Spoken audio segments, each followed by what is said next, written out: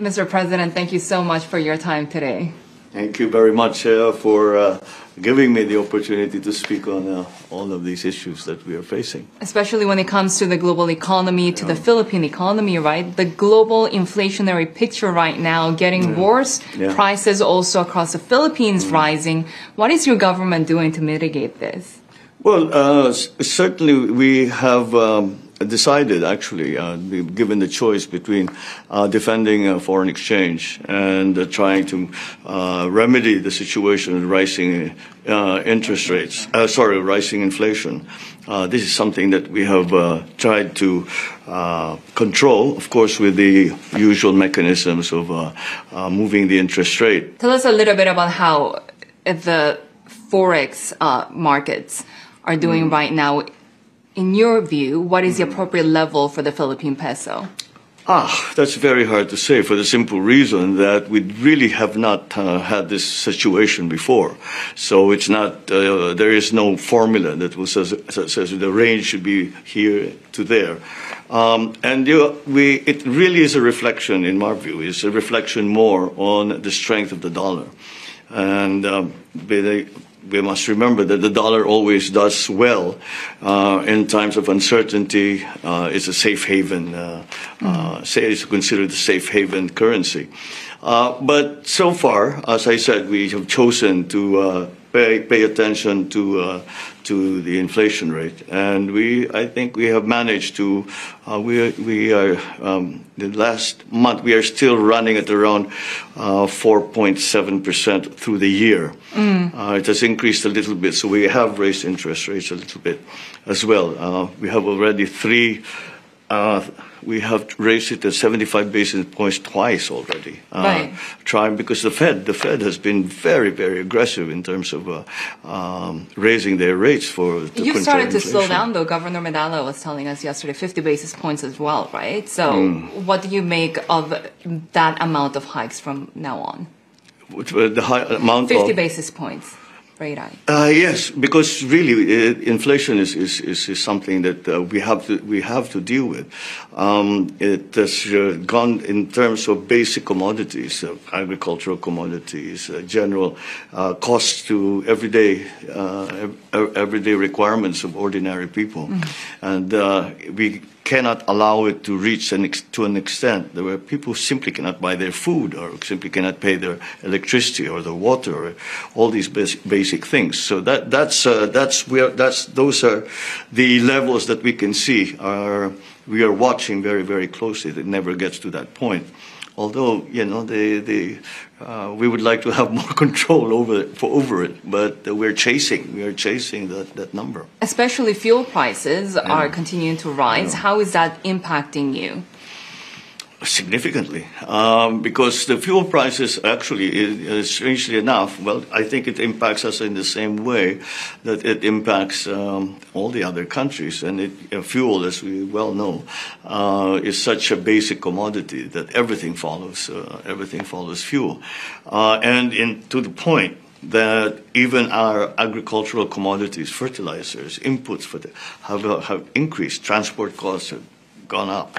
And I've been asking our friends in the shipping industry, and they said there are no longer any charters for fuel shipments coming out of Russia, and so that again is going to. So what we are hoping to do is to go back and sort of diversify. The tendency is you get complacent and you depend on a single source. So now we will look to what we describe as non-traditional suppliers of fuel. So we have certainly depended on Dubai. We watched the Dubai oil prices, but now maybe we need to approach Russia and say that maybe they can loosen up and provide us with some fuel. Are you having those conversations with Russia? Yes, we are. We are having conversations with as many possible suppliers or potential suppliers. When could we see those supplies first? Pretty soon. We're coming close to some agreements, and certainly it won't be.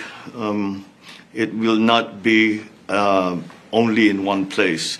And again, the diversification of supply lines in terms of not only fuel, for that matter, for all kinds do the of other sanctions imports. against Russia, given the invasion of Ukraine, worry you? Yes, well, we can see, because we can see the effects, and in our terms, the political side of it has been, of course, a little tricky, but nonetheless, the national interest comes first, and so we have to find those new sources of fuel. Yeah, but that applies not only to fuel. It applies to things like feed. It applies to things like fertilizer. It applies to things like all these other inputs that are just critical for us. On the fuel side, nuclear plants, does restarting Bataan plant factor in? Well, the thing is, in terms of our energy supply, vis-a-vis the demand, we are a long way off, and so without any of these crises, we already have had to be very judicious in our planning. As you well know, the large power plants take 6, 7, 8 years, if you're lucky, to get, especially nuclear plants. Even the new technology that is being spoken about, the modular, the small-scale modular. Given nuclear how plant. difficult it is to start them with the Bataan plant count. The Bataan power plant, I don't know. It's very much in the gray zone. It's right at the cusp here. In that, is it still worth it to the fuel has been sold. We'll have to start very much from scratch. We're paying for it still, and it's never been online. It's never gone online. It's meant to go online in '86, but now we're looking perhaps. And he said, "Because what do you need? What are the most attractive sources of power generation, and that you would like to have in the future?" We need everything. We need all that we can get. So, the nuclear power plants we have been talking, but again, they haven't been rolled out yet on a commercial basis. Would that also include a potential joint exploration of oil with China for longer-term solutions to this? Well, yes, because those conversations were halted, right? All up. Well, they were halted for the simple reason that we could not come to an agreement as to what local law will apply. Would you like to restart them? That's derivative that derives from the fact that there is a disagreement on the actual territory or the maritime area, the areas of the sea where that we consider to be Philippine, within the Philippine baselines, within the economic zones. Therefore, local law is Philippine law. The Chinese have a very different view, and they claim that this is their territory, and therefore their local law should apply. That's really, and it became a constitutional question. It would have been violative of our constitution if we were to agree to the Chinese assertion that their local law should apply. Are there any points for compromise? Yes, I believe there must be. We have to continue. I must say, well, we certainly have said that on this basis we cannot continue, but we continue to explore. Perhaps there can be other ways that we can do it. There have been examples around the region where they have similar differing views, let's just say, on the exclusive economic zones and the baselines, where they have managed to find a way to have joint explorations with the Chinese, the Americans, etc. So, but in our case, it's not oil, it's gas. And because we feel that, as I said, the subject now of the mix between renewables and traditional comes into play. And so we would like very much for us to move, as we all do, to move more towards renewables. And perhaps the interim fuel that would be good for the Philippines would be natural gas. There are several prospective sources. I don't know if you're familiar with the Malampaya fields out in the West Philippine Sea, which have been providing us with a supply of gas, and we are continuing to to negotiate those not the exploration, it's already the exploitation. The reserves already have been established, and there are some new fields that we feel are also something that will help us in that very critical situation of fuel supply. You recently had a conversation with President Biden where you received that ironclad commitment for the defense of the Philippines. Tell us a little bit about this relationship with the U.S., especially when it comes to perhaps more military bases for U.S. use in the Philippines. Well, the question of military bases, American or otherwise, has been decided because in our Constitution we're simply not allowed to have foreign military bases in the Philippines. However, given that, there are still many arrangements that we can make in terms of our joint military and defense and security responses to all these shocks that we are seeing and having to go through. So, again, in the Philippines, for the Philippines and the United States, it's a very singular situation. We have had 100+ years relationship. Our formal relationship is in 70 years, but even beyond that, we already had the relationship with the United States, and that's what we hope to build on. We continue to and that includes more usage of bases for the U.S. No, we can't have bases. We can't have the bases. usage and other agreements that you just talked about. Well, we have the Visiting Forces Agreement, which allows forces to come on a rotational basis, not a permanent base. We also have a mutual defense treaty with the United States. The United States are our only treaty partners when it comes to that, and so that has to evolve, and that is what we spoke about with President Biden. And I said, what we started off with maybe 70 years ago, the situation is entirely different now, and therefore we have to evolve that. So the relationship between the United States and the Philippines will just continue to grow. That partnership will not diminish in any way whatsoever. And I think in the future, it will probably just go from strength to strength. But the Philippines, as many other countries, is in a trickier position, right? Given the rivalry between the U.S. and China. If there are more tensions around Taiwan, what role would the Philippines play? Well, essentially the role that the Philippines is envisioning for ourselves is just the defense of the Philippines. But it's clear to us that if there is actual outright conflict, and a shooting war begins, there is no way that we are exempt from that, whatever we do. Kaohsiung is 40 minutes away by flight from northern Philippines. The nearest part of China to the Philippines is 600 kilometers. So it's not something that we can possibly avoid. And so, of course, the defense of the country is is going to be the first priority. But again, we cannot act independently in the sense that the Philippines is not militarily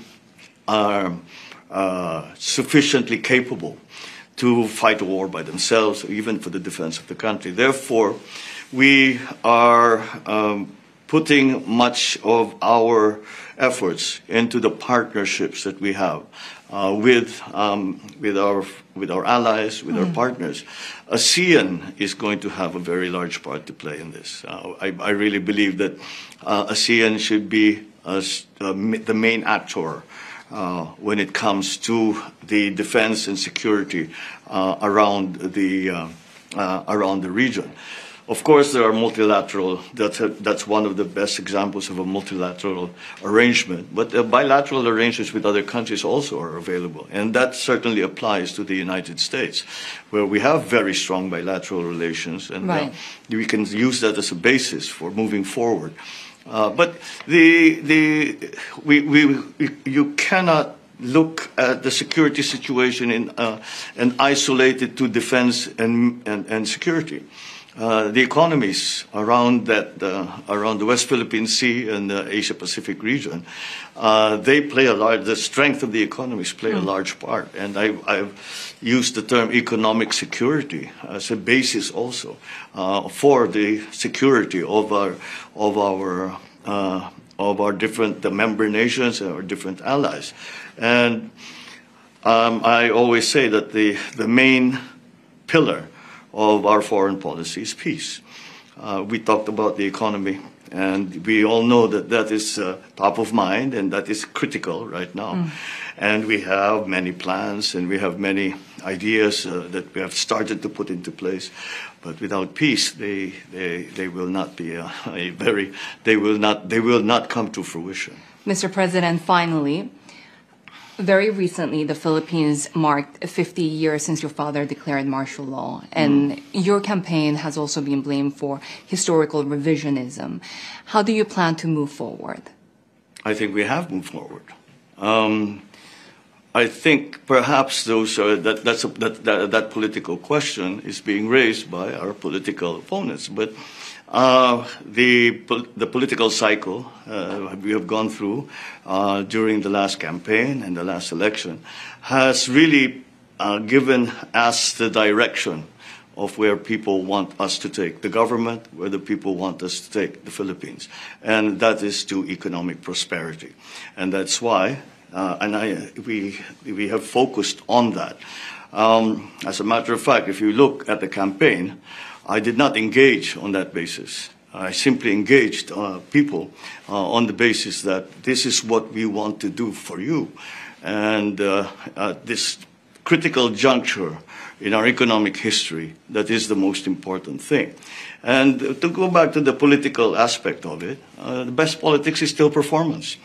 And that's how you move forward. You perform well, and make the people do the things that you need to do so that people feel that there is an improvement in their lives. And that's the most important thing. How about plans to execute the estate tax ruling involving your family? Well, we're still, the problem with that is that it's very simple, is that we were not allowed to argue that because we were in exile.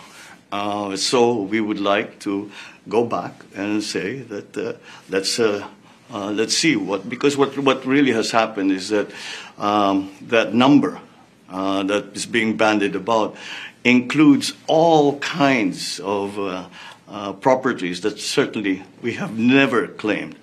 In fact, we have signed many quitclaims on those properties, but nonetheless, they are assessed against the estate. So there isn't the assessment rather is not based on the estate value of the estate simply because the estate has not been probated. The estate is under the control of the government. So we have yet to define what the estate actually is so that we are able to come to a proper assessment. And that is the issue that we would like to argue now before the courts. Mr. President, we're running out of time, I'm being told, but let me just ask you one final question.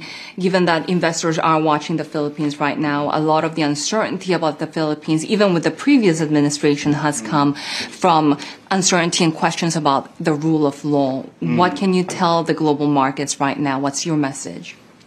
Well, the rule of law is always paramount. I mean, we have always said that we are people, we are a nation of laws rather than politics or people. And I think that if we look much closer at some of the issues that have been raised, we will find that the Philippines and the government has hewed very closely to the strictures of what the law allows and does not allow. Mr. President, thank you very much for your time today. Thank you so much. Thank you so much for your interest in the Philippines.